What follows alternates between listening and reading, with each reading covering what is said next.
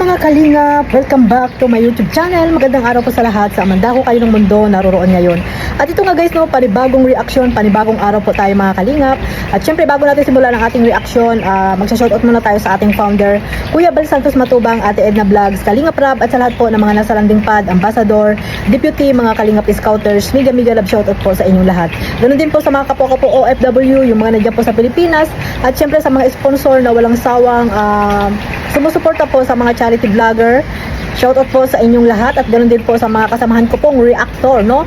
Legit reactor po na nandito sa Kalingap. Mega love shoutout po sa inyong lahat. Ayan, no? Sa mga hindi pa po nakasubscribe sa aking maliit na YouTube channel, Kalingap Maymay, at sa aking second channel, Maymay Vlog, pasubscribe na po mga Kalingap and click the notification bell para po updated kayo sa aking mga reaction at live araw-araw. At syempre, don't skip ads at patamsak na rin po mga Kalingap. Ayan, no? I love you all sa inyong lahat. Hindi ko na po kayo maisa-isa mga Kalingap. So ito mga Kalingap, no, meron tayong reaction ngayon at dito nga po, no, ay di umano mga Kalingap na mayroong nagalit sa mga key boys, no, kasama po diyan si Papa Joms, no. That time na hindi inaasahang pagkakataon na napadaan sila doon sa bahay ng prinsesa ni Doklab, no, ni Doklat, no, ni Mang Iking, ayan, no, ni Uod. Yan, napadaan po sila doon sa bahay na mansyon ni TQ na lang mga Kalingap, no. Sa mga hindi pa po nakakaalam, ang alias po ngayon ni Beyonce ay TQ mga Kalingap, no. Yan po ang tawag ngayon sa kanya, Tulpo Queen, no. At proud naman siya diyan sa pangalan niya na yan. At actually sinasabi din niya sa live niya no, mga Kalingap. So TQ, no, TQ, Tulpo Queen mga Kalingap. So ayun, no, yung Keyboys po ay napadaan doon, no, sa bahay kasi nga papunta sila doon sa Lamay, no? Papunta doon sila sa Lamay ni Kuya Robin that time. At napadaan nga po sila doon dahil nga sa usaping bitak-bitak yung bahay po di umano ni TQ mga Kalingap. At ayun nga, sa hindi inaasahang pagkakataon ay napadaan po doon sila Papa Joms. At ayun nga po mga Kalingap, di umano daw po ay may nagalit daw. Hindi natin alam kung sino ba yung nagalit, si Mang Iking ba? Yung nagalit sa mga Keyboys na dumaan po doon sa bahay ni TQ. Bakit nagalit? Dumaan lang naman. No, anong ikay nagagalit, no? Anong ikinagagalit yung Kalingap Jomar? At sa Keyboys sa kasamahan ni Kalingap Jomar, anong kinakagalit? Anong kinakagalit? Talay ko mga Kalingap. Patawa lang, no? Patawa.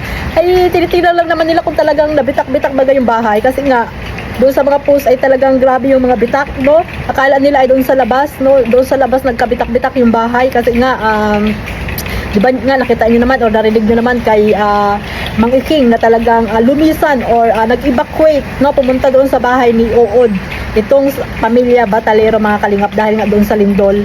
At nanervyos daw po di umano itong si Hansel, no, nanervyos daw po mga Kalingap, no, dahil nga may bitak nga daw po yung bahay po nila mga Kalingap. At ayun nga, no, sabi ko nga sa hindi inaasahang pagkakataon ay talagang ang Kalingap Jomar at yung mga kasamahan niyang Keyboys ay napadaan po doon para po alamin kung totoo ba talaga na nagkabitak-bitak yung bahay doon sa labas ng bahay nila. Yung pala yung bitak ay doon sa loob ng bahay kasi pinakita naman po yan ni TQ, di ba mga Kalingap?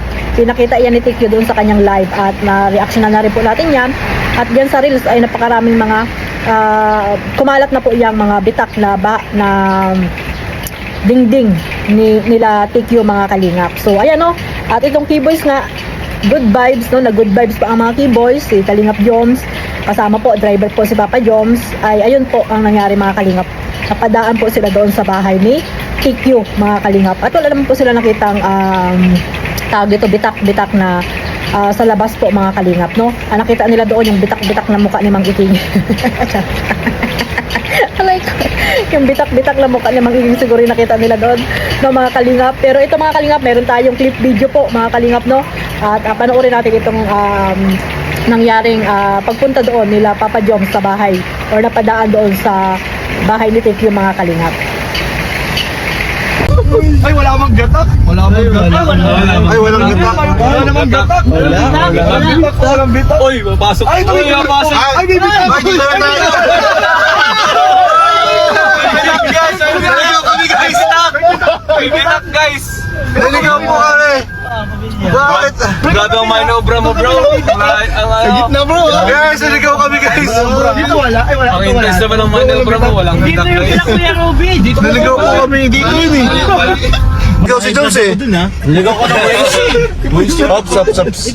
So ayun mga kalingap, no? Sa mga hindi pa po nakasubscribe, sa mga K-Boys na nandyan, no? Kay Kalingap Jomar, syempre supportahan niyo po sila. Kalingap Kuya Jens, ayan, no? Isang reactor.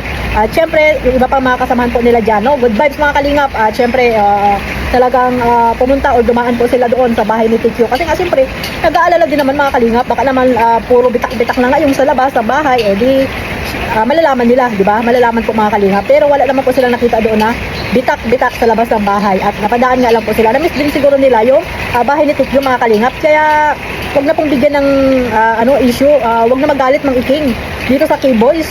Kung napadaan man doon sa bahay ni TQ, bakit masama bang dumaan dyan?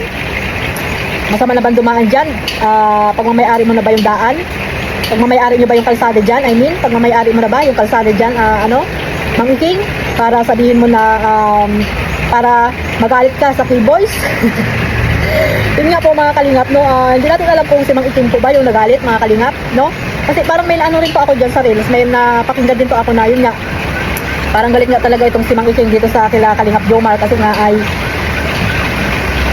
mali-mali daw yung mga sinasabi nila na hindi naman daw nakita na yung totoong bitak ng bahay nila Tikyo. Kasi nga doon naman talaga sa loob ng bahay nila Tikyo yung yung bitak, no?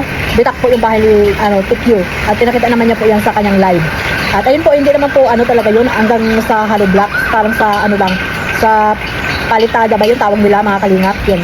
Doon lang po na bitak, hindi naman po yung katulad dito, may bitak dito mga kalingap, ayan may bitak dito, ang daming bitak din dito, napakita ko naman po diba sa inyo, pinakita ko din yung bitak dito sa bahay nila lolo, na hindi naman po abot yan hanggang doon sa hollow blocks, no? Normal lang po yan, lalo na po pag lindol na po ang ay hindi po natin mapipigilan mga kalingap, no?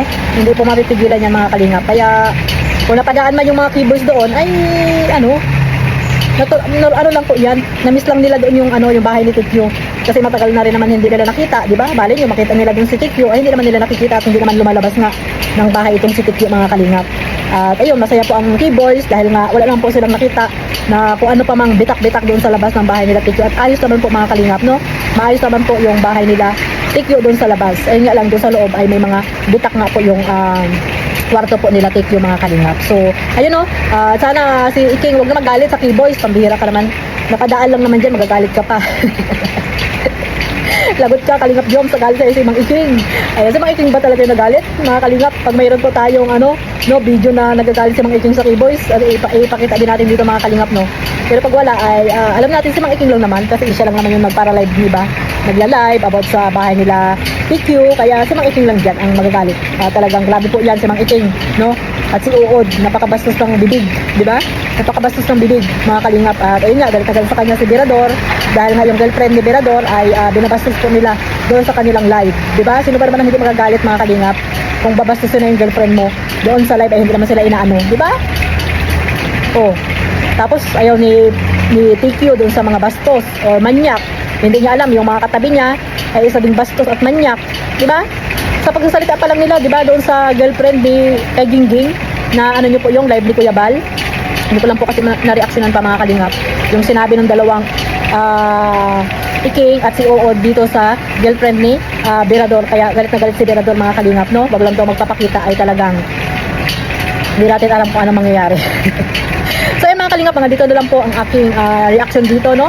Sa pagdaan nila Kalingap Joms at ng K-Boy sa bahay nila Tikyo at nagalit nga po si Mang Iking, no? Sa kanilang fake news daw po sila, no? Dahil hindi naman daw po totoo yung mga sinasabi nila. Yung mga sinasabi nilang walang bitak yung bahay ni Beyonce. Dahil nga hindi nila nakita na nasa loob pala yung mga bitak po doon sa bahay nila Tikyo mga kalingap. So hanggang dito na lang po. Maraming salamat po sa walang sawang pagsuporta sa aking maliit na YouTube channel, Kalingap Maymay. At syempre, huwag niyo po kalimutan suportahan Kuya Bal Santos Matubang at Edna Vlogs, Kalingap Rab. Syempre, ang Jom Carno, Kalingap Edo, at yung mga reactor na gusto niyo pong suportahan.